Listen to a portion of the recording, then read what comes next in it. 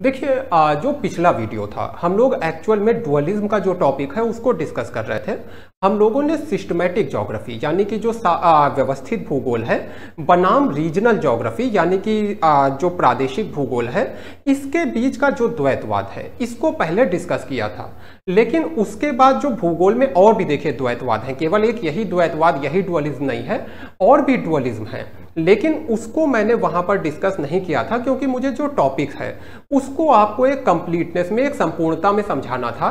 तो मैंने जो टॉपिक है उसको जब मात्रात्मक क्रांति तक पहुंचा दिया उसके बाद ही उसको समाप्त किया, यानी शेफर, हार्टशोन, इन सभी को जब मैंने आपको समझा दिया उसके बाद ही उस टॉपिक को रोका। लेकिन क्योंकि जो डुअलिज्म यानी कि जो द्वैतवाद है ये हमारे सिलेबस का हिस्सा है, तो ज्योग्राफी में जो दूसरे द्वैतवाद थे, जो दूसरी डुअलिज्म की थ्योरी है, उनको हम लोग मिस नहीं कर सकते हैं।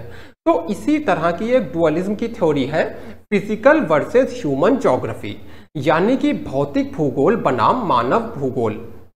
अब देखिए भौतिक भूगोल क्या है, इसमें आपका क्लाइमेटोलॉजी है, मेट्रोलॉजी है, ओशियनोग्राफी है, ये सारी चीजें आ जाती हैं। वहीं पे ह्यूमन ज्योग्राफी में आपका जो ह्यूमन से रिलेटेड पार्ट होता है जैसे कि सेटलमेंट हो गया, ह्यूमन कल्चर हो गया, ये सब आपके ह्यूमन ज्योग्राफी के हिस्से होते हैं। अभी देखिए हम लोग बहुत ही डिटेल में इस चीज को समझने वाले हैं कि फिजिकल ज्योग्राफी का क्या मतलब है, ह्यूमन ज्योग्राफी का क्या मतलब है, और इसके बाद हम लोग देखिए ये भी देखेंगे कि एक्चुअल में इन दोनों को अलग अलग कहना सही नहीं होगा, यानी ये दोनों एक ही सिक्के के दो पहलू हैं, इनको हम अलग अलग करके नहीं देख सकते। जैसे एक सिक्का होता है वो हेड और टेल से मिलकर बनता है, ऐसा नहीं कह सकते कि सिक्का हेड है या टेल है, ये दोनों का मिश्रण है, जब दोनों होंगे तभी सिक्का होगा। वैसे ही अंतिम रूप से हम लोग देखेंगे कि जो फिजिकल ज्योग्राफी और जो ह्यूमन ज्योग्राफी है ये अलग अलग नहीं है, दोनों एक दूसरे के ऊपर निर्भर हैं। तो देखिए ये जो हम लोगों की क्लासेस हैं, अगर इन क्लासेस को आप सपोर्ट करना चाहते हैं तो आप मेरे चैनल की मेंबरशिप ले सकते हैं ज्वाइन बटन के ऊपर प्रेस करके। इससे देखिए जब आप हमारी क्लासेस को सपोर्ट करते हैं तो हमें और भी अच्छा कंटेंट बनाने के में मदद मिलती है, बिकॉज जो फाइनेंशियल सपोर्ट है उसको हम यूज़ करते हैं बेटर कंटेंट को बनाने में। तो ज्वाइन बटन पर क्लिक करके आप जो सपोर्ट ज्योग्राफी क्लास है यहाँ पर क्लिक करेंगे तो आप चैनल की मेंबरशिप ले पाएंगे। इसके साथ ही अगर आप मेरे पेड कोर्सेज को ज्वाइन करना चाहते हैं तो www.smarteduacademy.com पर मेरे ऑप्शनल ज्योग्राफी का पेड कोर्स है, आंसर राइटिंग क्लासेस हैं, एक टेस्ट सीरीज हम लोग जल्दी ही स्टार्ट कर रहे हैं वो भी अवेलेबल है। तो इन सभी कोर्सेज को आप ज्वाइन कर सकते हैं जो जिस कोर्स की भी आपको आवश्यकता हो। देखिए कुछ जानकारी मैं आपको अपने बारे में दे देता हूं। तो मेरा नाम मयंक त्रिवेदी है, 14 अगस्त 1992 मेरी डेट ऑफ बर्थ है। पिछले 5 साल से मैं आपको ज्योग्राफी ऑप्शनल और बाकी के कई सारे सब्जेक्ट्स पढ़ा रहा हूं, और जो मैंने वीडियोस बनाए हैं यूट्यूब के ऊपर वो देश भर में सबसे ज़्यादा देखे गए वीडियोज़ हैं। तो अब आते हैं देखिए अपने टॉपिक के ऊपर। कुछ कमेंट आए हैं जिनको मैं ले लेता हूँ और टॉपिक को स्टार्ट करेंगे। ठीक है, अंजलि ने हेलो बोला है। हेलो सर, यूपीपीसीएस के लिए भी होगी क्लास। देखिए यूपीपीसीएस और यूपीएससी ये अलग अलग नहीं है, कुछ ही टॉपिक हैं। जैसे स्कूल ऑफ थॉट वहाँ पे कुछ अंतर हो जाता है, बाकी अधिकतर जो टॉपिक यूपीपीसीएस के हैं वही यूपीएससी के हैं। तो आपको ये चिंता करने की जरूरत ही नहीं है। जैसे अभी मैं आपको डुअलिज्म पढ़ा रहा हूँ, यही यूपीएससी में आएगी, यही यूपीपीसीएस में आएगी। तो चलिए आते हैं अपने टॉपिक के ऊपर। पहले हम लोग समझेंगे कि जो फिजिकल ज्योग्राफी है और जो ह्यूमन ज्योग्राफी है इसके बीच के मेजर डिफरेंसेस यानी कि मुख्य अंतर क्या है। तो as regards dichotomy of physical geography versus human geography, the Greeks were probably the first who started this branching off the discipline. तो देखिए क्या है, जो ग्रीक भूगोलवेता हैं, जो ग्रीस से संबंधित भूगोलवेता हैं, ऐसा माना जाता है सबसे पहले उन्होंने ही इस द्वैतवाद की शुरुआत की। किस द्वैतवाद की? फिजिकल ज्योग्राफी को अलग माना, ह्यूमन ज्योग्राफी को अलग माना। तो अब जैसे कि आपका हेक्टेयस है, इसने फिजिकल ज्योग्राफी के ऊपर जोर ज्यादा दिया, यानी कि हेक्टेयस ने कहा कि जो ज्योग्राफी है इसका अध्ययन भौतिक भूगोल के रूप में होना चाहिए, फिजिकल ज्योग्राफी के रूप में होना चाहिए। वहीं पे हेरोडोटस है, स्ट्रैबो है, स्ट्रैबो वगैरह ने ह्यूमन ज्योग्राफी पे ज्यादा जोर दिया। इन लोगों ने क्या कहा कि जो मानव भूगोल है इसके ऊपर ज्यादा जोर दिया जाना चाहिए, यही ज्योग्राफी का मुख्य उद्देश्य होना चाहिए। तो dualism of physical versus human geography is still a characteristic of the discipline. तो अभी भी ज्योग्राफी में ये विवाद, ये द्वैतवाद विद्यमान है, यानी अभी भी ज्योग्राफी में जो ह्यूमन ज्योग्राफी और जो फिजिकल ज्योग्राफी है इसके बीच में एक द्वैतवाद विद्यमान है। In studies of natural phenomena including climatology, meteorology, hydrology, oceanography, geology and landforms, it is possible to use the methods of natural sciences and to draw conclusion with a large measure of scientific precision। अब देखिए क्या यहाँ पे बताया जा रहा है कि जो भूगोल की अलग अलग शाखाएं हैं, जैसे क्लाइमेटोलॉजी हो गया, मेट्रोलॉजी हो गया, मेट्रोलॉजी मौसम वगैरह का विज्ञान, हाइड्रोलॉजी हो गया, ओशियनोग्राफी हो गया, जियोलॉजी हो गया, इन सब में आप क्या कर सकते हैं, नियमों का निर्माण कर सकते हैं। और इन नियमों की मदद से, ये जो आप नियम बनाएंगे, इन नियमों की मदद से आप बहुत ही सही निष्कर्ष तक पहुंच सकते हैं। यानी कि जो जलवायु से संबंधित, जो मौसम से संबंधित नियम है, उसकी मदद से आप बहुत आसानी से ये डिसाइड कर सकते हैं कि कब बारिश होगी, कितनी मात्रा में बारिश होगी, दिन के किस समय में बारिश होगी। तो यानी कि ये जितनी भी आपकी फिजिकल ज्योग्राफी से जुड़ी हुई शाखाएं हैं, इन शाखाओं का अध्ययन करते समय आप ऐसे नियमों का निर्माण कर सकते हैं जिनकी मदद से जो निकाले गए निष्कर्ष होंगे वो बहुत ज्यादा ऑथेंटिक होंगे और बहुत ज्यादा कह लीजिए कि सही होंगे, एकदम सही निष्कर्ष निकाले जा सकते हैं। The method of natural sciences, however, do not lend themselves very well to the study of social and cultural phenomena। अब देखिए क्या है कि जो सामाजिक घटनाएं हैं, जो सांस्कृतिक घटनाएं हैं, इसके ऊपर इन नियमों को लागू नहीं किया जा सकता। जैसे कि आपने मौसम विज्ञान से संबंधित जो नियम है, अगर इसको लागू किया तो आप बहुत आसानी से बता सकते हैं वर्षा कितनी होगी, सूखा पड़ेगा नहीं पड़ेगा, सब बता सकते हैं। लेकिन मनुष्य इस परिस्थिति में क्या डिसीजन लेगा, किस तरह से एक्ट करेगा, क्या ये आप बता सकते हैं? जैसे कि मान लीजिए एक चलिए स्थान है जहां पर इस बार सूखा पड़ने वाला है, आपने बता दिया, लेकिन यहां पर डिसीजन क्या लेगा मनुष्य? हो सकता है ऐसी फसलों की खेती की जाए जिसमें पानी की ज्यादा जरूरत नहीं पड़ती है, एक चीज हो गई। दूसरी चीज हो सकती है टपक सिंचाई पद्धति का विकास किया जाए, यानी ऐसी सिंचाई पद्धति का विकास किया जाए जिसमें कि कम पानी से ज्यादा सिंचाई हो सकती है, या फिर ट्यूबवेल वगैरह का प्रयोग किया जाए जिससे कि ज्यादा से ज्यादा पानी जमीन से निकाल लिया जाए और जो पानी की कमी होने वाली है उसकी पूर्ति कर दी जाए ट्यूबवेल वगैरह से। तो यानी कि जो मनुष्य के डिसीजन हैं वो अलग अलग होते हैं। एक ही परिस्थिति है, सूखा पड़ने की परिस्थिति है, लेकिन मनुष्य के कई सारे डिसीजन हो सकते हैं। तो किसी नियम से आप कैसे बता सकते हैं कि मनुष्य कौन सा डिसीजन लेगा? तो इसलिए जो कल्चरल फिनोमिना है, जो सोशल फिनोमिना है, इनके ऊपर नियम वगैरह को लागू नहीं किया जा सकता।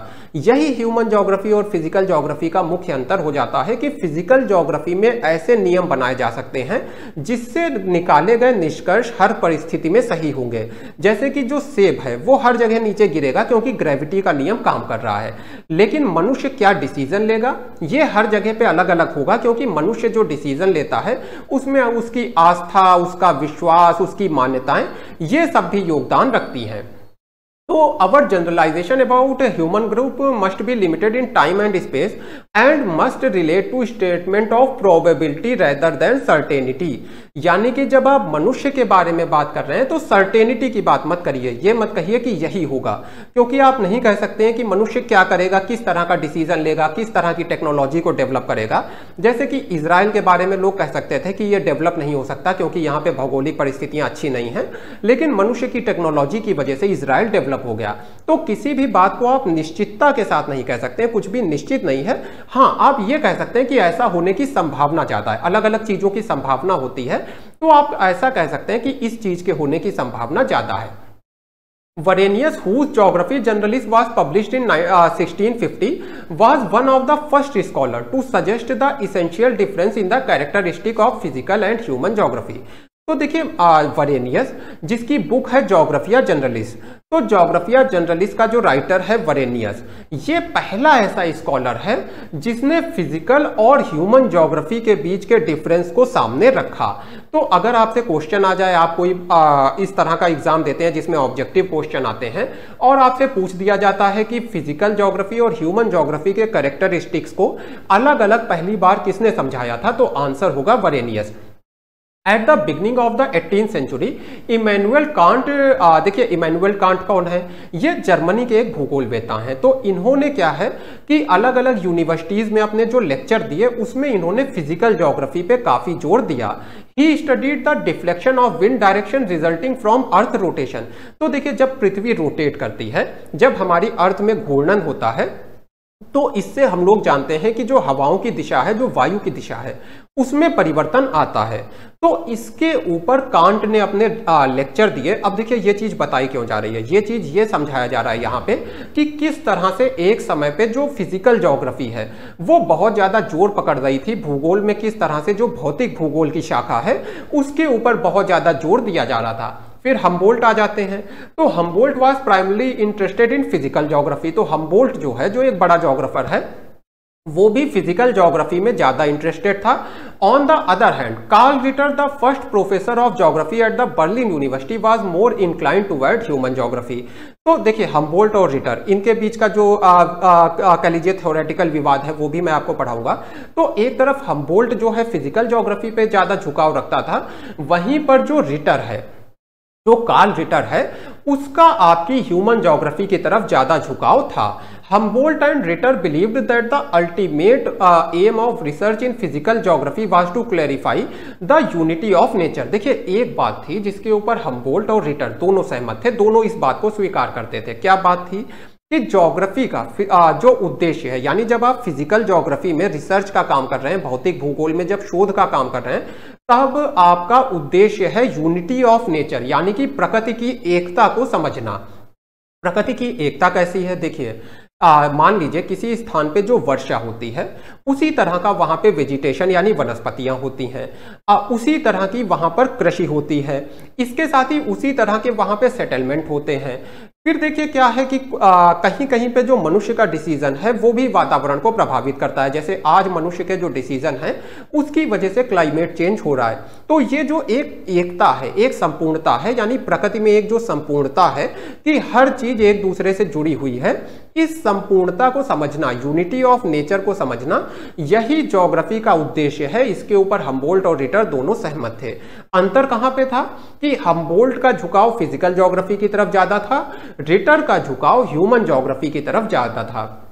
फिर अगर डार्विन की बात करें तो जाहिर सी बात है इन्होंने जो फिजिकल फैक्टर्स हैं उनके ऊपर ज्यादा ध्यान दिया, यानी कि जो हमारे चार्ल्स डार्विन हैं उन्होंने बताया कि जो भौतिक वातावरण है वो मनुष्यों के, जीव जंतुओं के जीवन को किस तरह से प्रभावित करता है। In the second half of the 19th century geography concern themselves more and more with physical geography. तो जो देखिए 19वीं शताब्दी का बाद का समय था, यानी कि 19वीं शताब्दी का बाद का जो अर्धांश था, उसमें अधिकतर जो भूगोलवेता थे उन्होंने अपने को फिजिकल ज्योग्राफी के साथ जोड़ा। अधिकतर भूगोलवेताओं ने भौतिक भूगोल के ऊपर जोर दिया।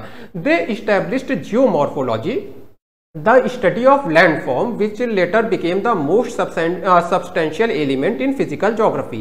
तो इन भूगोलवेताओं ने जो भू आकृति विज्ञान है, जो जियोमॉर्फोलॉजी है, इसकी स्थापना की स्टडी ऑफ लैंडफॉर्म के रूप में, यानी कि जो हमारी प्राकृतिक भूदृश्य है या प्राकृतिक जो भूमि की सतह है, तो पृथ्वी की सतह पे जो अलग अलग फीचर दिखाई देते हैं, पहाड़, नदियां, इन सब का अध्ययन करने के लिए जियोमॉर्फोलॉजी की स्थापना की गई।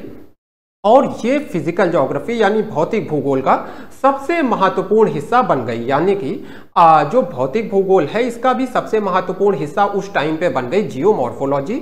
तो कुल मिलाकर हम लोगों ने देखा 19वीं शताब्दी का जो बाद का अर्धांश था उसमें जो फिजिकल ज्योग्राफी है, जो भौतिक भूगोल है, उस पर बहुत ज्यादा जोर दिया जा रहा था।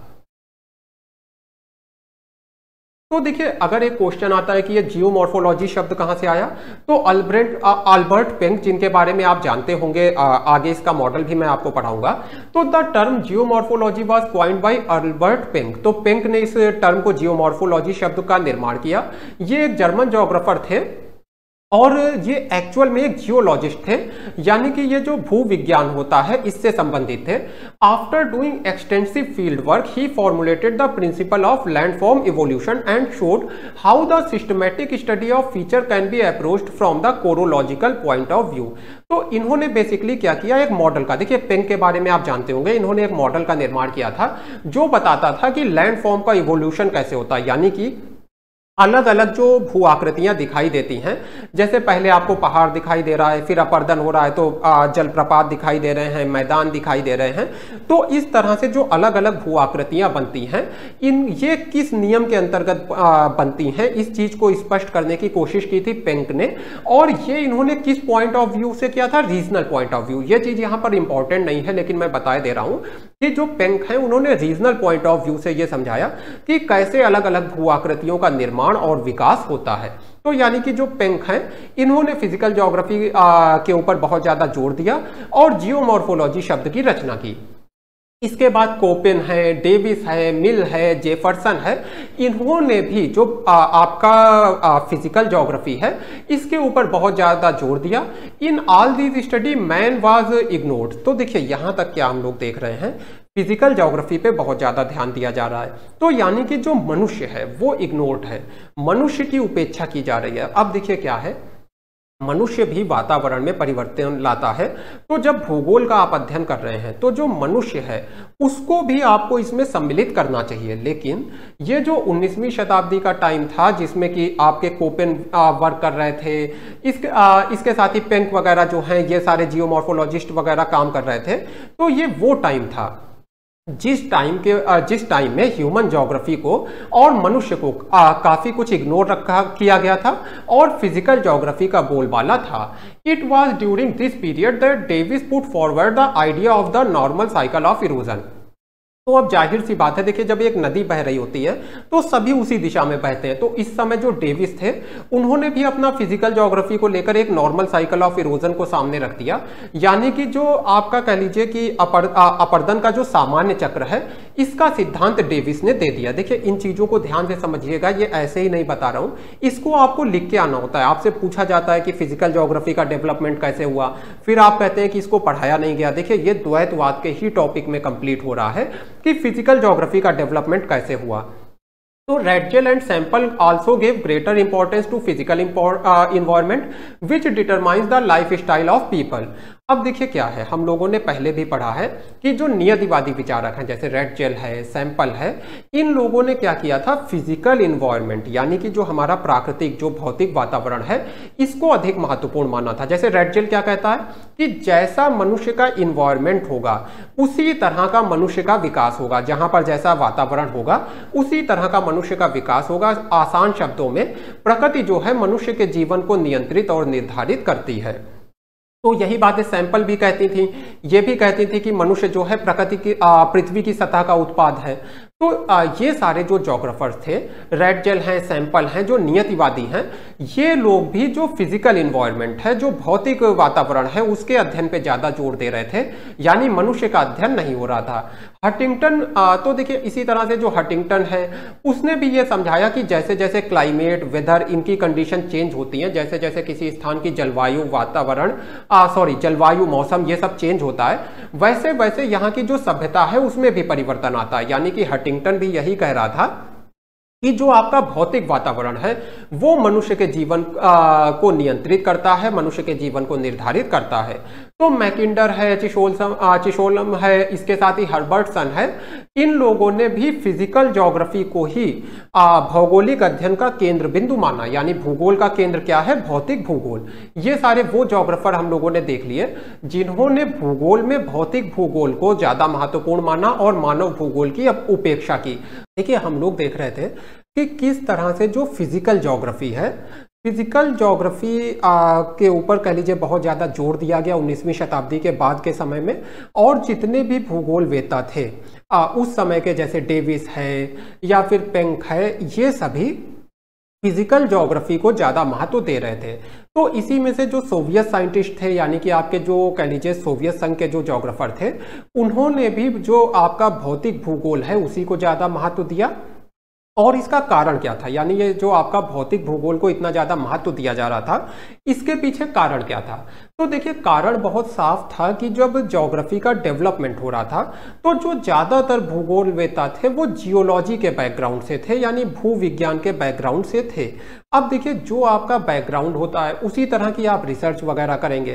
तो जो कह लीजिए जो भू विज्ञान से जुड़े हुए भूगोलवेत्ता थे, जाहिर सी बात है उन्होंने फिजिकल फैक्टर के ऊपर ज्यादा रिसर्च की। तो अब देखिए, अगर हम लोगों को इस विवाद को पूरी तरह से समझना है तो फिजिकल ज्योग्राफी के साथ साथ हम लोगों को जो ह्यूमन ज्योग्राफी है इसको भी समझना होगा। तो अभी तक हम लोगों ने फिजिकल ज्योग्राफी को समझा, अब हम लोग ह्यूमन ज्योग्राफी को समझेंगे। The real dichotomy of physical versus human geography can not be understood unless some light is thrown on the historical development of human geography. तो देखिए, जो फिजिकल ज्योग्राफी और ह्यूमन ज्योग्राफी के बीच का जो द्वैतवाद है इसको तब तक नहीं समझा जा सकता है जब तक कि हम लोग ह्यूमन ज्योग्राफी का डेवलपमेंट कैसे हुआ, मानव भूगोल का डेवलपमेंट कैसे हुआ, इसको ना समझ लें। तो जो लोग अभी अभी जुड़े हैं, देखिए क्लास में प्रॉब्लम हो गई थी तो इसको दोबारा से स्टार्ट किया है। तो Ritter and Ratzel were among the first who considered man as an agent who brings change in the landscape. तो अब देखिए क्या है, हम लोग ह्यूमन ज्योग्राफी से जुड़े हुए भूगोलवेताओं की बात कर रहे हैं। तो रिटर है, रेडजल है, इन लोगों ने क्या करा, इन लोगों ने बताया कि किस तरह से जो मनुष्य है वो लैंडस्केप में परिवर्तन लाता है, भूदृश्य में परिवर्तन लाता है। जैसे कि एक स्थान के ऊपर कैसी बस्तियां होंगी, इसमें मनुष्य के डिसीजन का बहुत ज्यादा रोल होता है। अब देखिए, मानव भूगोल की बात होने लगी। जब मनुष्य को आप महत्व देंगे, मनुष्य के डिसीजन को महत्व देंगे, तुरंत मानव भूगोल की तरफ आप चले जाएंगे। और जब तक आप मनुष्य को एक पैसिव एजेंट मानेंगे, मनुष्य के योगदान को नहीं मानेंगे, तब तक आप लोग फिजिकल ज्योग्राफी पे, तब तक हर ज्योग्राफर फिजिकल ज्योग्राफी पे ज्यादा झुकाव रखेगा। तो रिटर है, रेडजल है, इन लोगों ने कहा कि नहीं, जो मनुष्य है वो भी वातावरण को प्रभावित करता है। Febvre placed emphasis on the fact that human beings are an element of the landscape, an element whose activity is incorporated in it, a modified agent of the environment which humanizes it। तो कुल मिलाकर के फेवरे ने कहा कि देखिए, जो मनुष्य है वो इन्वायरमेंट को में चेंजेस लाता है, यानी कि मनुष्य को आप इन्वायरमेंट से अलग मत समझिए। मनुष्य जो है वो लैंडस्केप का ही एक हिस्सा है। जैसे कि एक लैंडस्केप है तो यहाँ के हिस्से क्या क्या होगा, यहाँ की वेजिटेशन, यहाँ की मिट्टी, ये सब लैंडस्केप के हिस्से हैं। तो फेवरे ने कहा यहीं पे मत रुक जाइए, मनुष्य भी इसी लैंडस्केप का एक हिस्सा है, मनुष्य भी इसी लैंडस्केप का एक एलिमेंट है। यानी कि मनुष्य को प्रकृति से आप अलग करके मत देखिए, इस बात को फेवरे ने कहा। He also argued that the same physical factor do not always produce the same effect. तो फेवरे कहता है कि देखिए, एक समान भौतिक कारक होने का मतलब ये नहीं है कि एक जैसा रिजल्ट मिलेगा। यानी कि देखिए, एक ही स्थान पे अलग अलग मनुष्य अलग अलग डिसीजन ले सकता है, इसकी वजह से अलग अलग परिणाम सामने आते हैं। जैसे कि एक जमीन है, इसके ऊपर एक मनुष्य का समुदाय हो सकता है कृषि करे, दूसरा समुदाय सोच सकता है कि यहाँ पर जो पेट्रोलियम है उसको निकाला जाए, उससे ज्यादा लाभ होगा। तो इससे क्या हुआ कि जो भूमि है वो तो वही है, परिस्थितियां तो वही हैं, लेकिन जो परिणाम है वो बदल गए।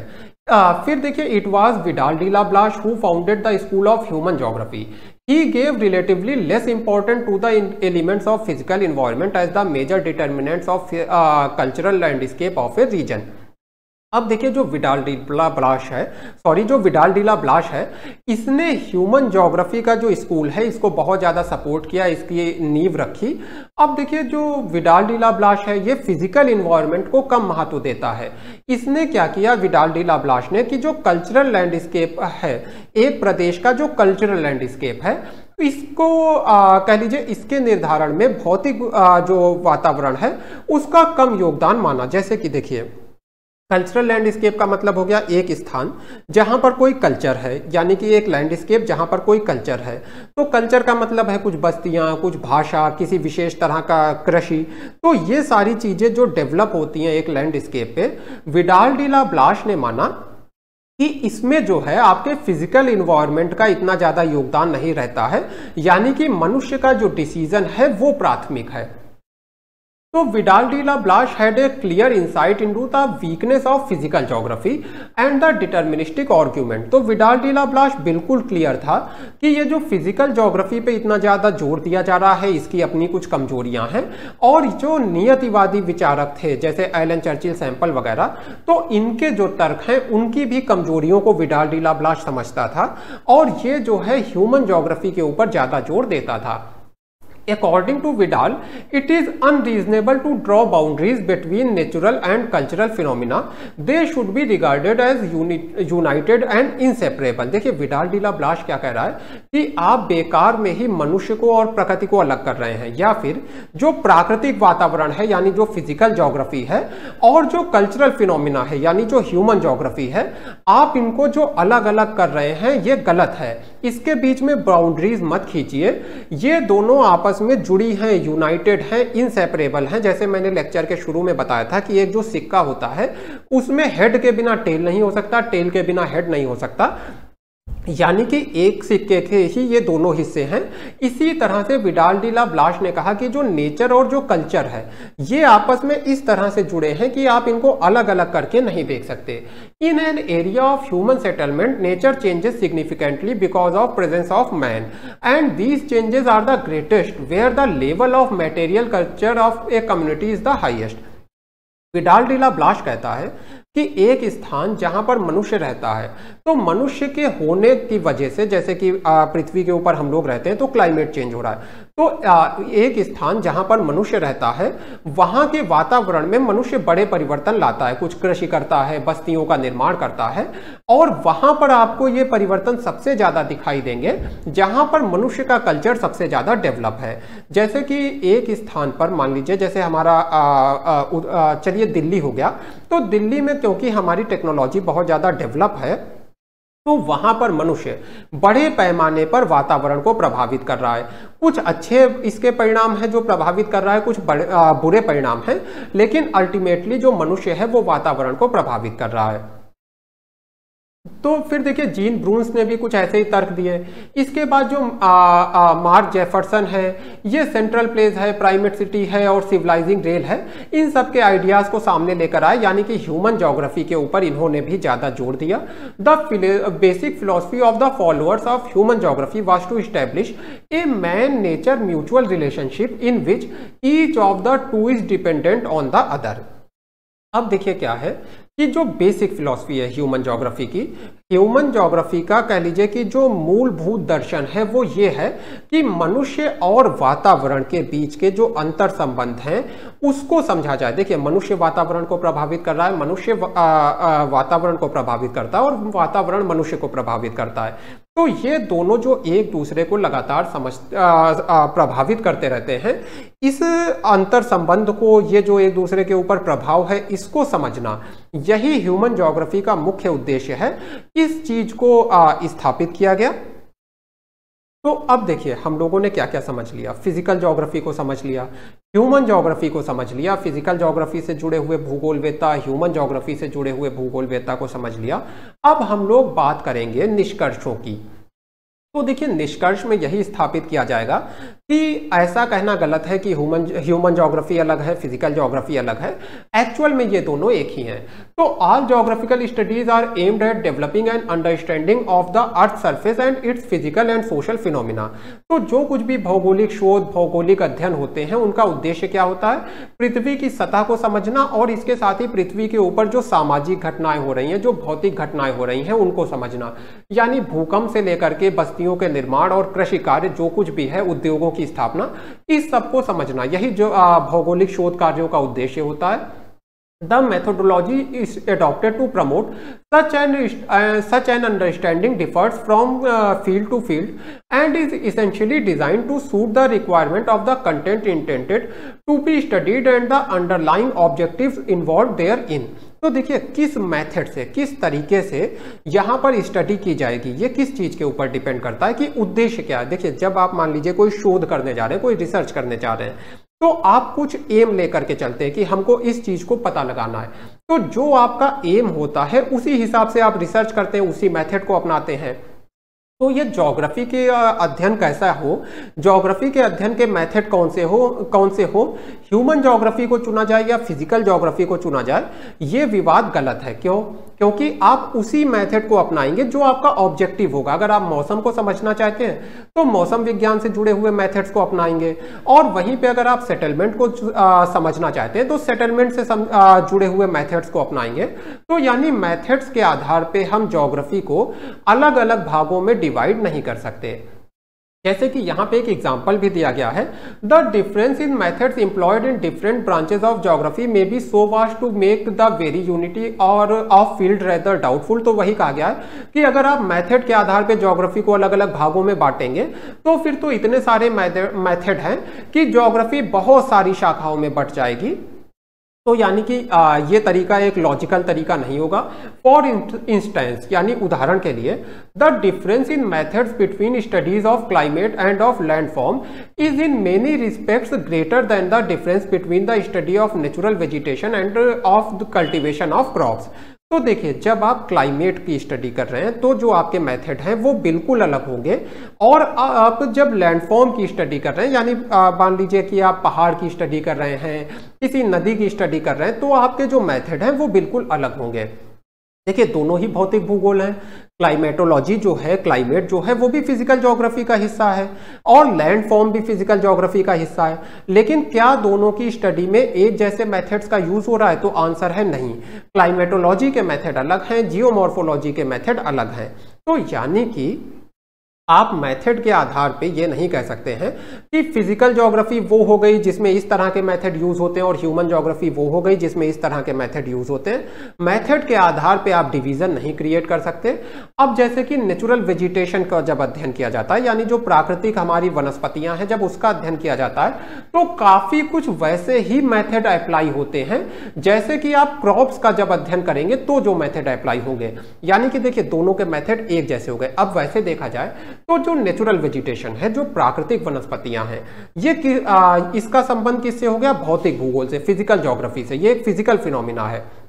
जबकि जो कल्टीवेशन ऑफ क्रॉप है, ये क्या हो गया? ये मानव भूगोल से ज्यादा जुड़ा हो गया। लेकिन मानव भूगोल में जिस तरह के मेथड यूज होंगे कल्टीवेशन ऑफ क्रॉप को समझने के लिए, फसलों के उत्पादन को समझने के लिए जिस तरह के मेथड यूज होंगे, उसी तरह के मेथड नेचुरल वेजिटेशन को समझने के लिए भी यूज होंगे।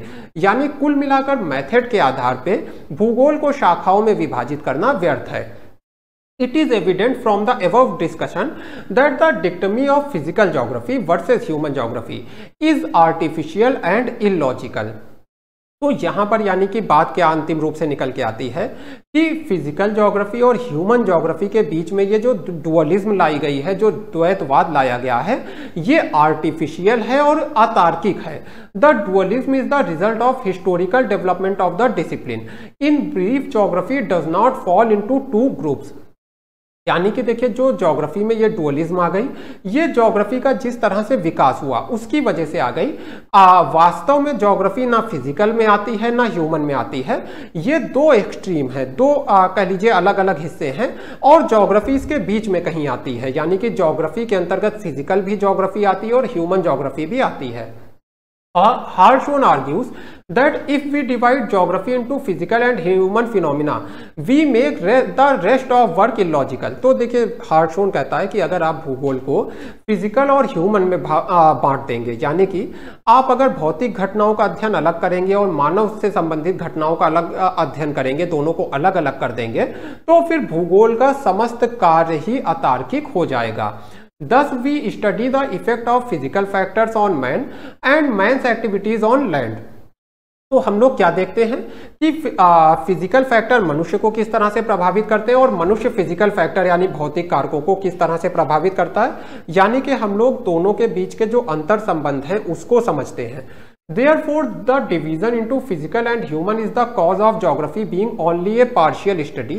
In fact, अब देखिए क्या है, अंतिम रूप से ये कहा गया है कि अगर हमें ज्योग्राफी को उसकी वैल्यू दिलाना है, ज्योग्राफी को कह लीजिए एक सब्जेक्ट के रूप में, एक उपयोगी सब्जेक्ट के रूप में स्थापित करना है, तो हमें ये जो फिजिकल और ह्यूमन फिनोमिना है इसके बीच का जो डिफरेंस है, या कह लीजिए जो फिजिकल ज्योग्राफी और ह्यूमन ज्योग्राफी को जो हम लोग अलग अलग कर रहे हैं, इसके बीच में जो एक दूरी बना रहे हैं, इसको समाप्त करना होगा। आज के समय में अधिकतर ज्योग्राफर्स मानते हैं कि इनके बीच में एक्चुअल में कोई डिफरेंस नहीं है।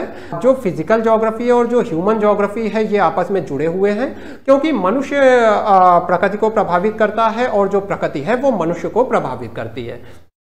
तो फ्रेंड्स, आज का जो लेक्चर था, इसमें हम लोगों ने फिजिकल और ह्यूमन ज्योग्राफी के बीच की जो ड्यूइक्टमी है या जो डुअलिज्म है, जो द्वैतवाद है, इसको समझा। अब देखिए, अगले वीडियो में हम लोग अगले एक द्वैतवाद को समझेंगे। और जैसा कि मैंने कहा कि आज का जो लेक्चर है ये बीच में इंटरप्ट हो गया था। उसका रीज़न क्या था कि जो इंटरनेट है उसमें कुछ प्रॉब्लम आ गई थी। तो ये 2 पार्ट्स में है, लेकिन जब अंतिम रूप से आप इस लेक्चर को देख रहे होंगे तो ये लेक्चर आपको एक कंप्लीटनेस में मिलेगा, एक लेक्चर के रूप में मिलेगा। तो आई होप आज का जो आपको वीडियो है ये अच्छे से समझ में आ गया होगा। नेक्स्ट क्लास में हम लोग नेक्स्ट टॉपिक के साथ फिर मिलेंगे। तो आज की क्लास में यहीं पर समाप्त करता हूँ।